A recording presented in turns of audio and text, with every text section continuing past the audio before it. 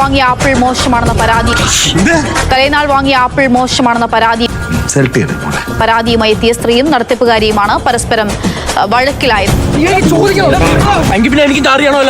പത്തനംതിട്ട വടശ്ശേരിക്കരയിലുണ്ടായ സംഘർഷത്തിന്റെ ദൃശ്യങ്ങൾ പുറത്തു വന്നു. ഏറെക്കാലത്തിന് ശേഷമാണ് സ്ത്രീകളുടെ തമ്മിലടിക്ക് കൃത്യം തെളിവ് കിട്ടുന്നത്. ഇത് ആഘോഷത്തിന്റെ രാത്രിയാണ്. തലേന്നാൾ വാങ്ങിക്കൊണ്ടുപോയ ആപ്പിളുകൾ അത്രയും മോശമാണ് എന്ന പരാതിയുമായാണ് 28-കാരി കടയിലെത്തിയത്.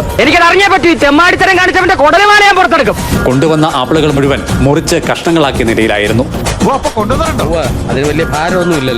ഇത്തരത്തിലുള്ള ആപ്പിളുകൾ തിരികെ എടുക്കാനാകില്ല എന്ന നടത്തിപ്പുകാർ നിലപാടെടുത്തു.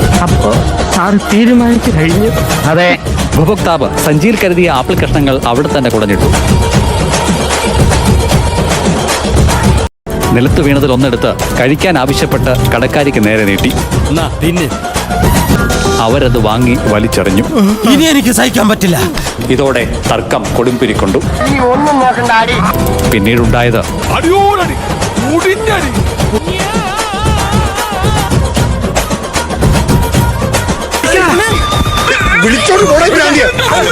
ഒരു സൽക്കർമ്മം മാത്രമേ ഉള്ളൂ.